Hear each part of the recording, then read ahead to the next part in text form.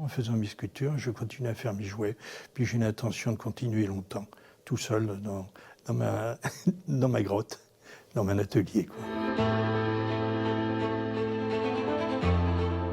Alors, je suis Michel Bassompierre, j'ai 75 ans et je suis sculpteur animalier.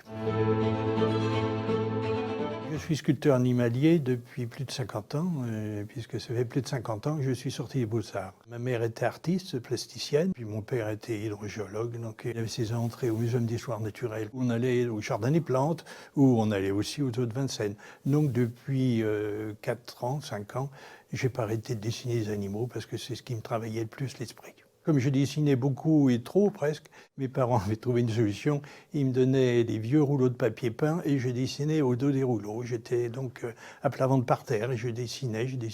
Depuis toujours, j'ai dessiné, j'ai modelé des animaux. Comme ils sont très ronds, ils se prêtent parfaitement à la sculpture. C'est comme une sphère, mais beaucoup plus tonique. Je travaille quasiment jamais sur commande. Je fais que des formes qui me plaisent. Je ne suis pas que sculpteur.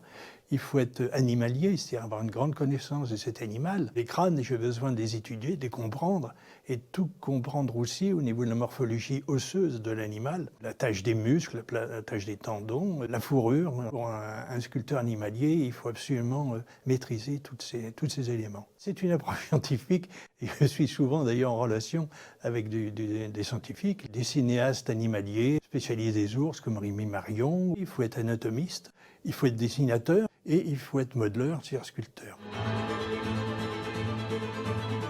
C'est 50 années d'études, d'enregistrement, qui fait qu'on devient professionnel d'une forme. Pour un sculpteur, un dessinateur, on a besoin d'avoir l'animal tout près. Moi, je me sers maintenant beaucoup de séquences, et donc j'enregistre cet animal qui bouge, qui roule devant moi, qui se tourne, et donc je sens le volume. Je fais un léger croquis avec un bloc de terre, d'argile. Je fais un moulage élastomère, ce qui permet de garder l'original en terre et d'avoir un tirage en plâtre. Et il va partir en fonderie. Le fondeur va faire un moulage en cire creux. On fait fondre la cire. Le bronze va remplir cet espace entre le noyau et la chape. Et donc c'est comme ça qu'on obtient les bronzes.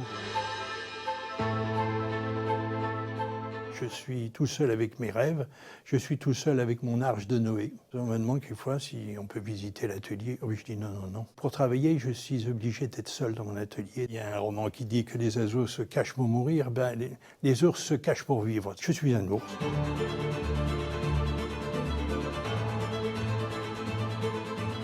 Moi, ce que je trouve beau dans la nature, si je peux le partager, si je peux ouvrir les yeux et l'esprit de mes contemporains sur la beauté de la nature, la beauté de la vie, le beau doit être protégé.